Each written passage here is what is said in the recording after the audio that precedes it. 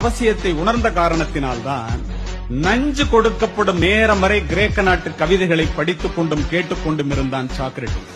தூக்கு கயிற்றை முத்தமிடும் வரை படித்துக் கொண்டிருந்தான் உமர் முக்தார்.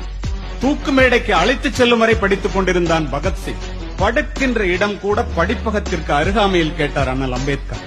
படித்துக் கொண்டிருந்த புத்தகத்தை முடித்துவிட வேண்டும் என்பதற்காக தன்னுடைய அறுவை சிகிச்சையே அடுத்த நாள் மாற்றி வைக்க சொன்னார் பேரறிஞர் அண்ணா. பயணங்களின் போது எல்லாம் படிப்பதையே தன்னுடைய வழக்கமாக கொண்டிருந்தார் பாரதத்தினுடைய முதல் பிரதமர் ஜவஹர்லால் நேரு. படித்துக் கொண்டிருந்த புத்தகத்தை முடிக்காமல் தூக்கத்தையே மறந்தவர் முன்னாள் ஜனாதிபதி ராதாகிருஷ்ணன் அவர்கள்.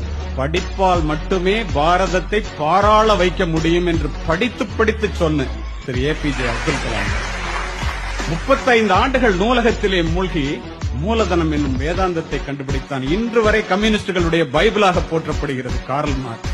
படிப்பு ஒரு மனிதனை எந்த அளவிற்கு உயர்த்தும் என்பதை ஆசிரியர்கள் உணர வேண்டும். பிக்காசோவினுடைய ஓவியத்தை விட, பீத்தோவனினுடைய இசையை விட, கம்பனினுடைய ஒரு செய்யுள், பாரதியினுடைய ஒரு பாட்டு, என் கண்ணதாசனினுடைய ஒரு வரி நம்முடைய வாழ்க்கையே புரட்டி போகிறது. அதற்காக படிக்கிறது. இரவு முழுவதும் தொழுகையில் ஈடுபடுவதை விட 1 மணி நேரம் கற்பித்தல் மேலானது என்கிறார் நபிகள் நாயகம்.